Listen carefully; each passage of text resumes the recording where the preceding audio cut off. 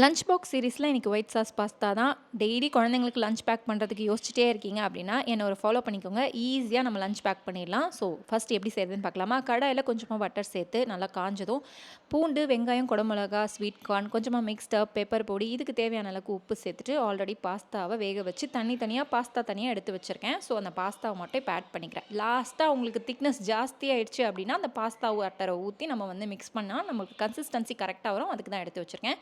இப்போ பாஸ்தாவை தனியாக எடுத்து வச்சுட்டு அதே கடாயில் கொஞ்சமாக பட்டர் சேர்த்து நான் இன்றைக்கி மைதா மாவு சேர்த்துருக்கேன். நீங்கள் கோதுமை மாவு கூட சேர்த்துக்கலாம். சிம்மில் வச்சு நல்லா கொஞ்சம் வாசனை வர வரைக்கும் நீங்கள் வதக்கிட்டு அதுக்கப்புறம் நான் நிறையவே பால் ஊற்றிருக்கேன். ஸோ அந்த பாஸ்தா வாட்டர் சேர்க்க வேண்டாம் அப்படின்றதுக்காக நீங்கள் வேணும்னா நீங்கள் சேர்த்துக்கலாம். ஸோ பால் நல்லா கொஞ்சம் ஊற்றி நல்லா லம்ஸே இல்லாமல் கலந்ததுக்கப்புறம் பெப்பர் பவுடர், கொஞ்சமாக சில்லி ஃப்ளேக்ஸ், அதுக்கப்புறம் ஆரிகானோ சேர்த்து நல்லா மிக்ஸ் பண்ணி ஒரு கொதி வந்ததுக்கப்புறம் ஃப்ரெஷ் க்ரீமும் இது கூடவே மொசரல்லா சீஸும் சேர்த்துக்கலாம். நான் இன்றைக்கி சேர்க்கல. சேர்த்திங்கன்னா செம்ம டேஸ்ட்டாக இருக்கும். ஆல்ரெடி செஞ்சு வைத்த பாஸ்தாவை போட்டு நல்லா மிக்ஸ் பண்ணி எடுத்திங்கன்னா சூப்பராக ரெடி ஆகிடும். செஞ்சு பார்த்துட்டு எப்படி வந்திருக்குன்னு சொல்லுங்கள். இந்த மாதிரி சூப்பரான ரெசிபியோட பார்க்குறேன். அந்த வரைக்கும் ஹாப்பி குக்கிங் அண்ட் பாய்.